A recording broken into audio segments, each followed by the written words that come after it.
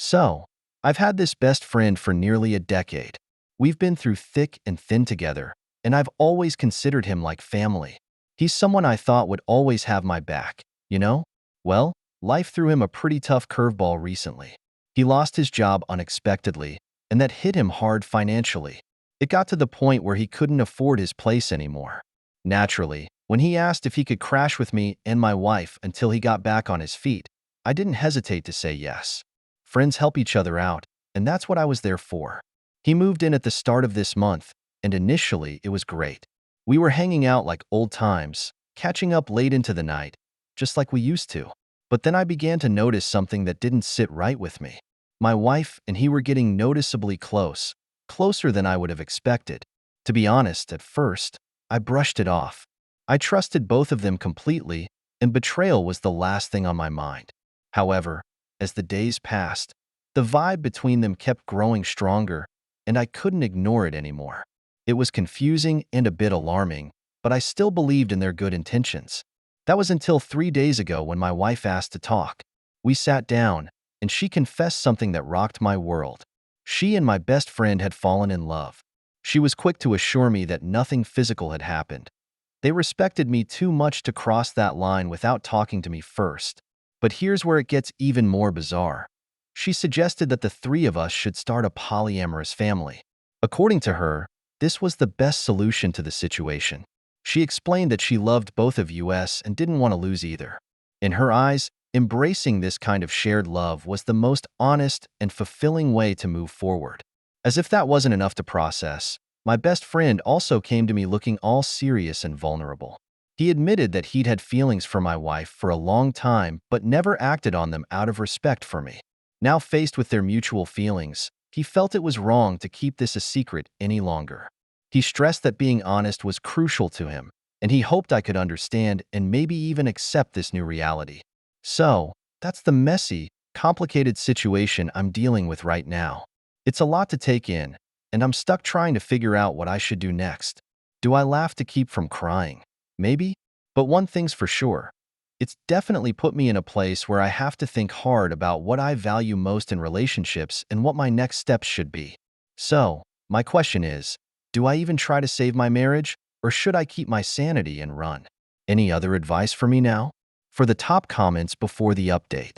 Their audacity is mind-boggling, and they need to be brought back to earth with a thump. But for the love of God, why didn't you punch him in the face right then and there? Start divorce proceedings and let the homeless, unemployed idiot have your faithless wife. They deserve each other, betraying someone in the worst way imaginable. Then, trying to spin it as a positive development, like some oil executive blaming his latest tanker spill, actually makes those endangered sea otters look cool with their new black fur. Not only spinning it as a positive, but telling OP he's selfish if he doesn't go along with this. She loves them both, so if he leaves, he denies her love. The idiot friend wanted to act upon his feelings, his true self, so if he has a problem with this, then he's not allowing his friend to be honest. His wife and friends already made this decision before he moved in and then told OP this is best with zero input from him. These are extreme levels of attempted gaslighting, and OP needs to put that dumpster fire in his rear view. As for the update, I let my best friend move in with us, and now he and my wife have gotten close and want us to start a poly family. Alright, so let me break it down a bit more because I know a bunch of you are wondering why I'm not totally flipping out or why I didn't just clock him one. Seriously, what would that achieve? Sure, I'd get the momentary satisfaction of hitting him, but then what? I'd likely spend the night behind bars, and nothing about my situation would really change. Punching him isn't going to transform my best friend and my wife into better people overnight. I'm stuck dealing with the situation as it is. So, here's what went down. I told him he needs to pack up and go, and he's agreed to clear out by Monday. I didn't want to kick up a massive argument or drama about it, so I just let it be. As for my wife, she's suddenly saying she wants to stay faithful to me, just me, if that's what I want. She's suggesting that we could try to work through our problems by going to counseling together. I'm not going to lie. I'm really not sure if we can ever get back to how things were before all this happened. There's a lot of hurt there, and it's not just going to disappear. There's another layer to this whole mess, too. The house we're living in isn't even mine. It's in my elder brother's name, and I don't pay any rent to stay here, which complicates things further. I really need to understand where I stand legally, which means I've got to find a good lawyer who can spell out what my options are. I had a chat with my brother about all this, and he's been pretty supportive. He told me that whenever I'm ready to move out, he's okay with it. And yes, if I leave, that means my wife would have to move out too because the house is his. I plan to meet with a couple of lawyers soon to figure out the best way to handle everything legally. And just to set the record straight, no, I'm not okay with having an open or polyamorous relationship. That's just not for me. If it comes down to it, I'd rather be single than be in a relationship where I'm not the only one. Now, for the top comments before the update. Wow, what a way to thank your host. I'm sorry this has happened, but it sounds like you've got a good head on your shoulders. Hope they can have each other. Get through it with some counseling. What a frustrating line to read after she did that crap to you. I wouldn't even wait to kick them out. Start the divorce process ASAP. She's going to be sneaking him in through both back doors in no time. Your wife is willing to stay monogamous if that's what you want. How generous of her. So if you stay together, you'll know the only reason she stays faithful isn't that she made a vow because she loves you. It's because you made a big fuss over a trivial matter. You spend the rest of your life wondering. Once you decide she needs another idiot more than you need a loving wife. Sometimes what shocks me the most is how these people respond in such situations. You gave them till Monday. I'm not asking you to beat the crap out of him, but at least be a man. I hate to say this, but now it's like you're fine with it. The moment I think people cannot go lower, seriously kick him out of the house now. Why wait till Monday? How do you even have the guts to wait till Monday? What's wrong with you? This is pathetic. Update. I let my best friend move in with us, and now he and my wife have gotten close and want us to start a poly family. So, my friend was staying with us for a bit, but he moved out last Monday. I wasn't home when he left, so I have no idea what he talked about with my wife. Meanwhile, my brother, who owns the house we've been staying in, told us we need to leave by the end of this month. Here's the kicker. Since I haven't paid any rent while we've been here, I don't really have any rights to stay, which is a bit of a bummer. This situation led to a pretty serious chat with my wife. I told her that by the end of the month, we might not have a place to live, so she needs to figure out her own plan. My idea was to crash with my brother for a few weeks. During that time, I don't know where my wife will go. She'll have to figure something out. After those few weeks, I was thinking of moving back into our old place and changing the locks. But then my wife brought up the idea of going to marriage counseling because she really values our marriage and doesn't want to mess it up with any other kind of relationship like the poly thing my friend and she thought about. She made it clear that she would never go ahead with something like that without me being okay with it. Plus, she's not in touch with my friend anymore. So now she thinks we should just focus on fixing our marriage. I know this sounds like a bit of a mess, and honestly, I couldn't help but laugh a bit while typing this out. Right now, I'm chilling in the guest room, munching on some takeout food. It's not the healthiest choice, but hey, it tastes great. My wife has been really sweet and caring lately, trying to make things better between us. But even with all that, I'm kind of just watching the days go by. So, that's the update from my end. Thanks a ton for all the support you guys have given me. It really helps to talk it out. Now, for the top comments. I'm so sorry this happened to you. This is such a huge amount of disrespect.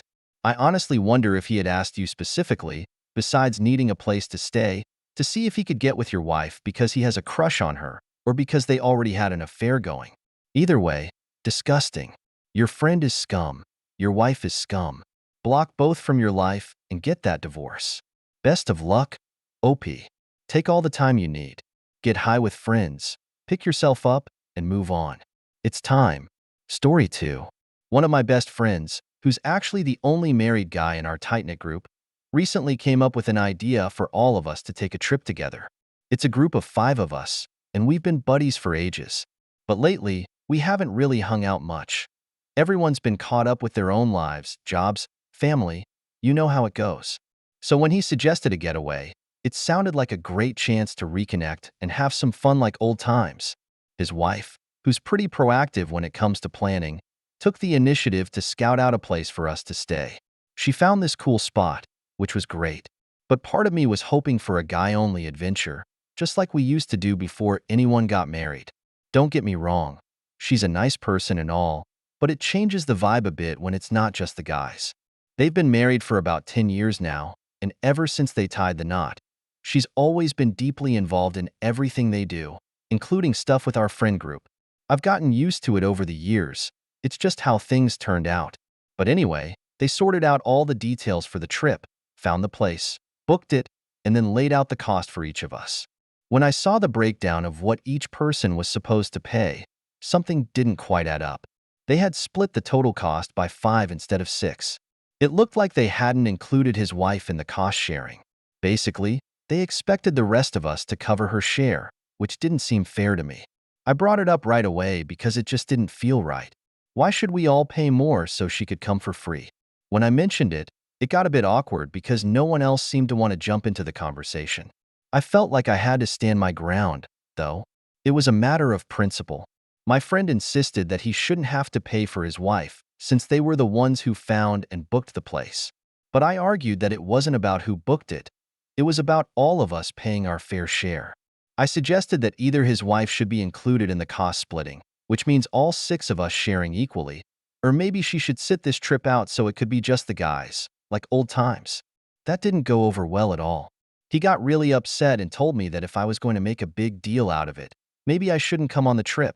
He even said that if anyone else agreed with me, they could consider themselves uninvited too. It turned into a pretty big argument, and it's caused a significant rift in our group. I still stand by what I said. I think it was fair and just. I'm really baffled by how he can't see my point of view on this. It's frustrating because it was supposed to be a fun trip, but now there's this tension that's hard to shake off. I wish it could have been handled differently, but I also feel it's important to stick to what's fair. Seriously, is she not another guest? Why would she not have to pay for a spot too? Am I the idiot for telling him she should have been included in the price? Now, for the top comments before the update, you are the idiot. You're splitting it by the room. If he and his wife are sharing a room, then it makes sense that they pay for their room only.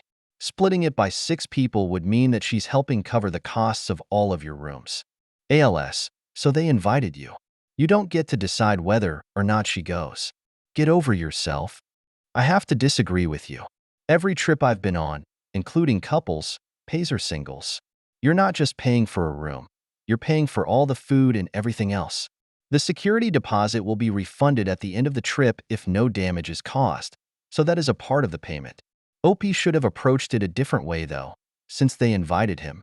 He should have just said, "Why are we not splitting it 6 ways?" He should have thanked them and said he couldn't go if he disagreed. But he's not the idiot. Your friend and his wife wanted to go on a trip. They invited you guys along. You're whining that it's not a friends-only trip, despite the fact that it was never intended to be one. You demand she pays for an extra room, even though they use one. Jesus, I'd have kicked you out too. Update. My mate and I fixed it all good. He had already paid for the better room by putting down more of the security deposit and not putting that in the total price. I was an idiot, and he was a bit of one too. Story 3. This Christmas, my wife and I planned to visit my parents. It was only supposed to be the 4 of us.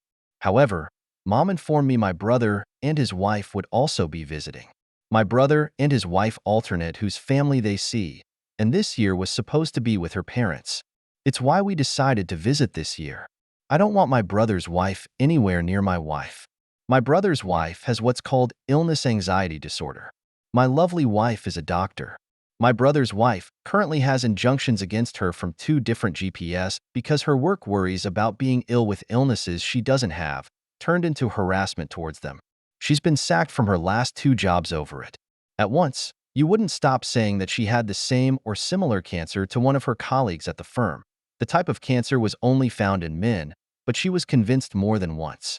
She's been warned about NHS fraud for lying to access services and treatment she's ineligible for.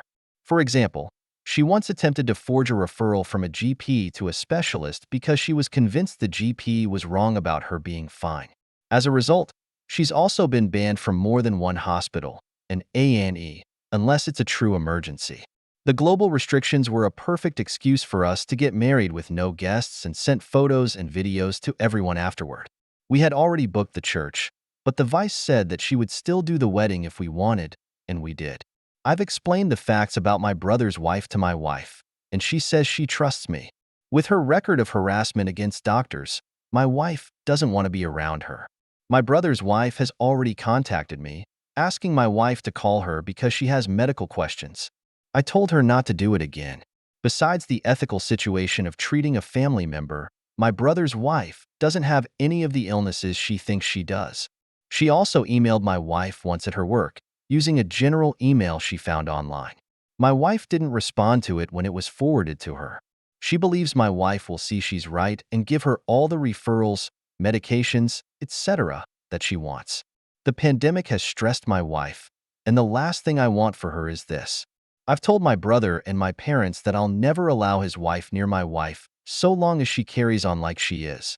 I told my parents if my brother and his wife are present at Christmas, we'll come on New Year. Now, my brother and his wife say that they'll come on New Year's. She is desperate to meet my wife, and given her track record, I refuse to agree. My parents agree with my brother. The three of them also believe her past behavior has been over-exaggerated. But she was nearly sanctioned in addition to the injunctions and NHS fraud allegations. Am I the idiot for wanting to protect my wife from this? My wife agrees, but as it is my family, I'm the one pushing back because it would be unfair to her. Now, for the top comments, not the idiot. It sounds like your family's enabling her neurosis, and she's pretty clearly going to harass your wife since she refuses to take no for an answer. I'm proud of you for protecting her from this, especially since your parents are entirely okay with trying to smush the two of them together. Dollars to donuts. Sister-in-law changed their holiday plans when she found out Opie and his wife were visiting her in-laws. It isn't okay for everyone to put your wife's career in jeopardy to suit the ego of someone who's obviously a narcissist, and your brother and parents certainly aren't doing your sister-in-law any favors allowing this behavior to continue. Not the idiot. You and your wife need to happen united front because, at this rate, they'll show up at her front door next. If I were you, I'd go on the condition she's not allowed to talk about her health conditions to you or your wife. Make sure it's clear to everyone, and when she breaks it, tell everyone you're leaving because she's broken her promise. That way, her presence won't be the problem. Her lies will be. Or just stick to your guns and refuse to go. I'd invite the parents to your home so they can't surprise show up. I'm afraid I have to disagree with going. The amount of damage the sister-in-law could do might be severe, especially when she's been known for forging other doctor signatures. However, this time it's family, so when not if she gets access to her doctor's signatures, it could spell career ending for your wife. Sister-in-law hasn't changed. She's already harassing the wife. Story 4. Growing up, it was pretty clear that my parents weren't happy. They have nothing in common, and he always seemed miserable when he was home. He lived and breathed his job, neurosurgeon. He was an okay dad, a pretty bad husband. When I was a senior in high school, he left my mom for his affair partner, Abby, who was also a surgeon at the hospital. My mom was humiliated, and it took her a long time to heal emotionally. My brother and I didn't talk to my dad for about a year and slowly have resumed contact. He proposed to Abby 9 months ago, and while I saw it coming, it still felt like a blow. I was upfront about I don't know if I want to go to the wedding or not. He's been with Abby for almost 3 years, and he acts like a different person. He is like a giddy teen, and it's really weird to watch. Objectively, I get that she's much better for him. He has nothing in common with my mom, and he needed someone who was more driven and passionate. Also, my mom hated all of his hobbies: camping, hiking, beach because she didn't want to get dirty, and they just weren't compatible. Abby is a bit more of a tomboy, and they do everything together. He's really happy, and I guess I'm happy for him. I recently visited them and agreed to go to the wedding. My dad and I talked privately, and I said I would never fully forgive him for cheating, but I can't see that he's really happy. He said he wished the best for my mom, but he didn't understand how important compatibility was when he was young. Then he laughed and said, and if they didn't want him to cheat, they would have a bet at work. This made me angry because from other jokes I've heard from a mutual friend, not him, the two of them were messing around at work, hopefully not in the hospital, but it just reminded me of my mom being the last to know and how he always couldn't wait to go to work. So, I snapped at him that he's such an idiot, can never resist the urge to make dumb jokes. It is way too much when I was a teen, and it affected our relationship and said I wasn't going to the wedding. I stormed off, and he just texted me, sorry, and nothing else. Abby sent me a long message about how it was a pretty tame joke and just his personality, and I'm being too sensitive. She asked me to reconsider. Unfortunately, the wedding is at the end of the month, so I don't have much time to decide. Now, for the top comments, not the idiot. Your dad lacks empathy, and from your descriptions, he might be playing in narcissist territory. Sorry doesn't mean I'm sorry.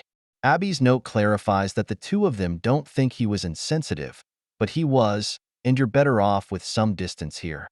I'm just wondering what the mistress was trying to accomplish by telling Opie they shouldn't be bothered by jokes about their affair. How did she expect that to come across? Why did she think that would help? You are not the idiot, Opie. You can choose not to hold a grudge against your dad without condoning his actions by attending the wedding. The joke shows he doesn't feel the proper, if any, remorse for betraying his family. So, why should we expect anything from them? When you learn you're incompatible with your spouse, then you divorce, not cheat. Nobody twisted his arm. He didn't have to betray his family to find happiness. Seriously, the side chick expects you to listen to her while she needs some self-reflection. That certainly explains why they like each other so much. Not only does she not get to decide what you do and don't find funny for you, but if she doesn't understand why this is a sensitive subject for you, by default, she also shouldn't be weighing in. Tell her that if she really wants you to reconsider, she'll quit trying to justify his behavior even when he acknowledges that he screwed up, and give you space until you're ready to risk dealing with whatever both of them might inadvertently let slip in their determination to ignore the fact that their love story had casualties, again, whenever that might be. Story 5. Am I the a-hole for telling my husband's kids how broke he was when we met after they insinuated I was a gold digger?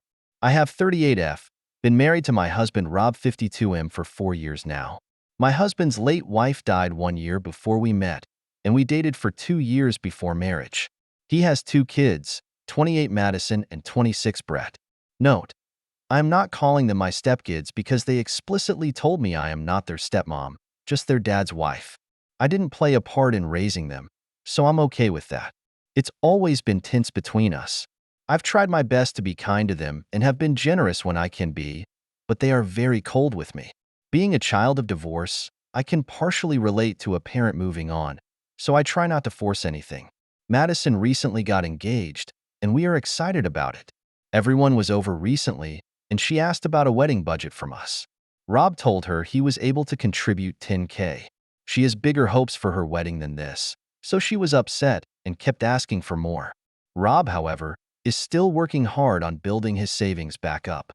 Before his late wife died, he basically wiped out his cash savings, had to cash out his 401k, and even took a small mortgage on his house to cover medical costs as well as life expenses since he had to cut back on working eventually. He had to drop that job for a more flexible but lower-paying one. So this $10K is actually really generous from him. Rob went to run an errand, and it was just me and his kids. Madison then asked me if I'm going to give any in addition to what her dad is giving. I told her we're a marital unit, and that's what we discussed together as a reasonable amount to contribute. She then said, I should have known. Obviously, you married an older man for what he had, not for what you could give. I knew she didn't like me, but this is the most flat-out rude thing she ever said. I kind of lost it and said, excuse me, who do you think has been paying the second mortgage your dad took out to pay his debts? The truth of the matter is, I make more than her father by a large margin. I have no debt and have been paying 70% of the household bills the whole time we've been married. The $10K we're giving her is available because I've been able to subsidize her father's living expenses the last few years. I made it clear that not only am I not a gold digger, I'm literally wealthier than my older husband. She called me stuck up after this and stormed out. Then she called her dad later and said that I told her that I blamed her mother for being sick for her not having a better wedding budget. I told him what happened, and he was mad at her, but also said I shouldn't have shared his financial details with his kids.